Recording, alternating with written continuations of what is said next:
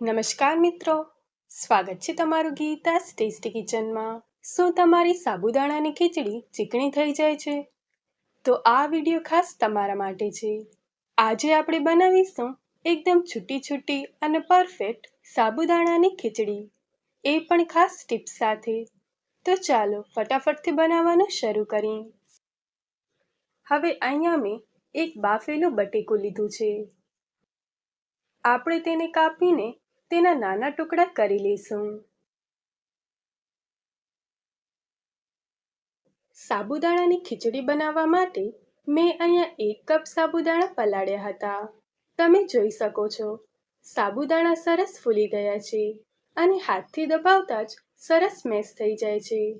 અહીંયા સાબુદાણાને છૂટા બનાવવા માટે એને 2 થી 3 વાર સાફ પાણીથી ધોઈ લેવાના અને ફક્ત સાબુદાણા ડૂબે એટલું જ પાણી ઉમેરીને તેને 5 થી 6 કલાક માટે પલાળી રાખવાના। હવે આપણે બટેકાને સાબુદાણામાં નાખીશું, સાથે જ 1/2 કપ શેકેલા સિંગદાણાનો ભૂકો, થોડા કાપેલા લીલા ધાણા, અડધી ચમચી સિંધા લૂણ મીઠું, તમે તમારા સ્વાદ મુજબ વધુ કે ઓછું નાખી શકો છો, અડધા લીંબુનો રસ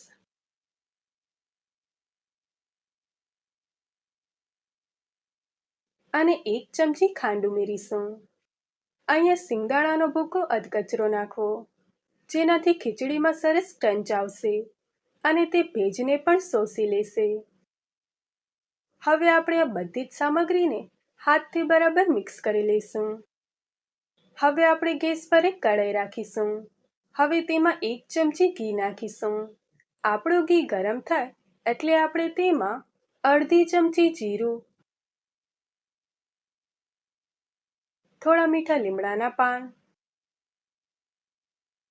અને 1 લીલું મરચું નાખીને વઘાર કરીશું। હવે આપણે તેમાં 5 ચમચી હળદર નાખીશું। હવે બધું સારી રીતે મિક્સ કરી લઈશું। ત્યારબાદ આપણે મિક્સ કરેલા સાબુદાણા ઉમેરીશું। હવે ફરી એકવાર બધું જ બરાબર મિક્સ કરી લઈશું।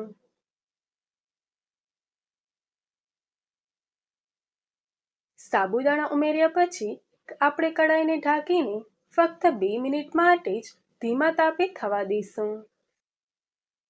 વધારે પડતું ચડાવવાથી સાબુદાણા કડક થઈ જાય છે। 2 મિનિટ પછી આપણી સાબુદાણાની ખીચડી બનીને તૈયાર છે। હવે આપણે તેને એક સર્વિંગ પ્લેટમાં કાઢી લઈએ।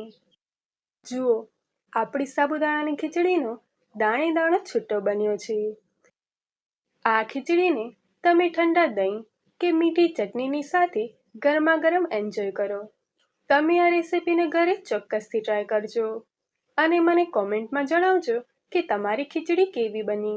જો તમને આજની રેસીપી ગમી હોય તો વિડીયોને લાઈક કરજો, તમારા મિત્રો સાથે શેર કરજો અને આવી જ નવી નવી રેસીપી માટે ગીતાસ ટેસ્ટી કિચનને સબસ્ક્રાઇબ કરવાનું ભૂલશો નહીં।